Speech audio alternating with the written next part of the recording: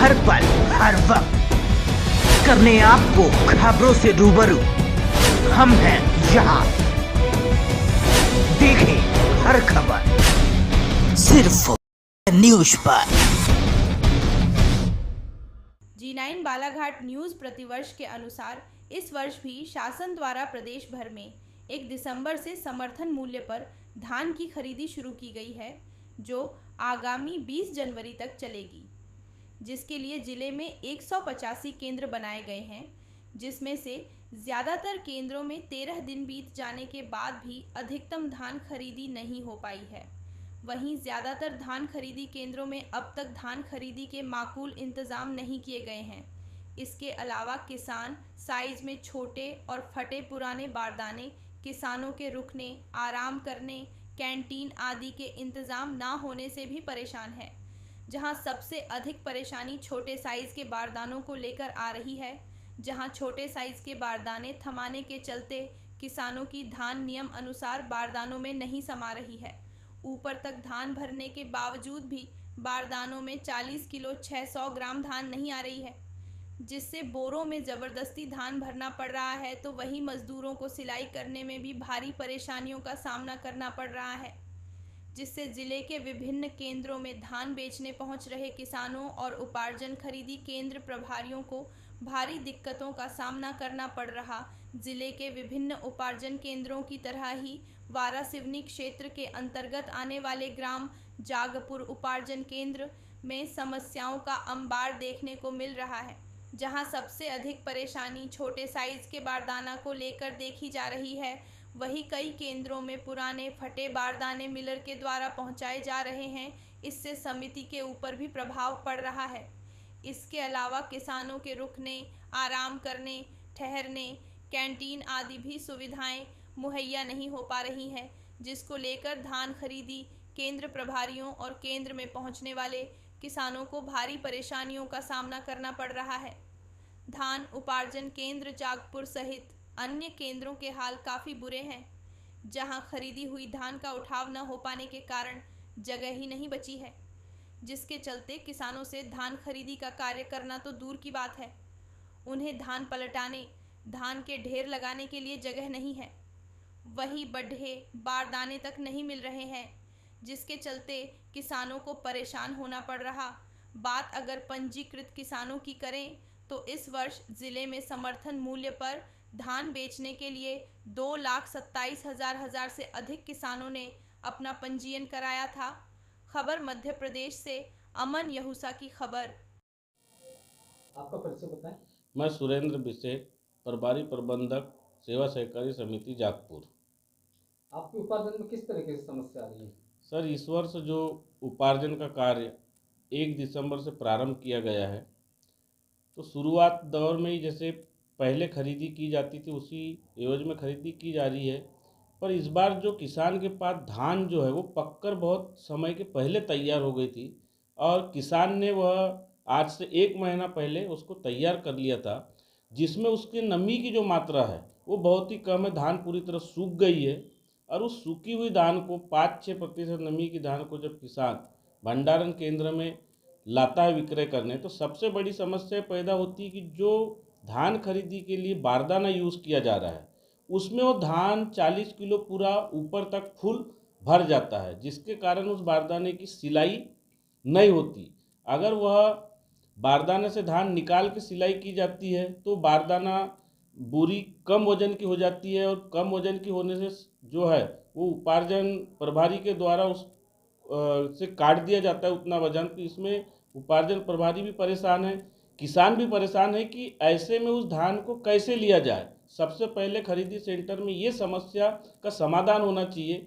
तो ऊपर अधिकारियों से, उच्च अधिकारियों से बात किया जाता है तो उनका कहने का आता है कि यह बारदाना छोटा है तो आप मत लो या दूसरे बारदाना में लो।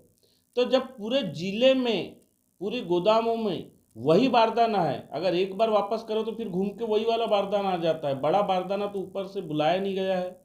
और यह सब बारदाना जो है गेहूं के समय का बारदाना है, पेडी के लिए जो बारदाना है, क्योंकि धान का वजन गेहूं से हल्का होता है, तो इसका बारदाना का वजन बढ़ाया जाए यानी बड़ा बनाया जाए, या फिर जो धान की खरीदी की जा रही 40 किलो वह 38 किलो या 37 किलो की खरीदी की जाए, तभी इस समस्या का समाधान होगा।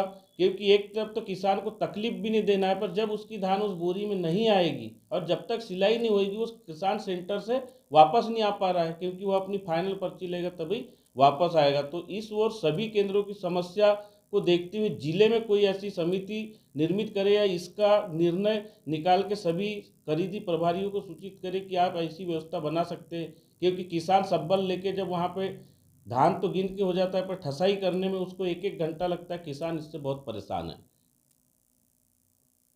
जी आपका परिचय बताइए।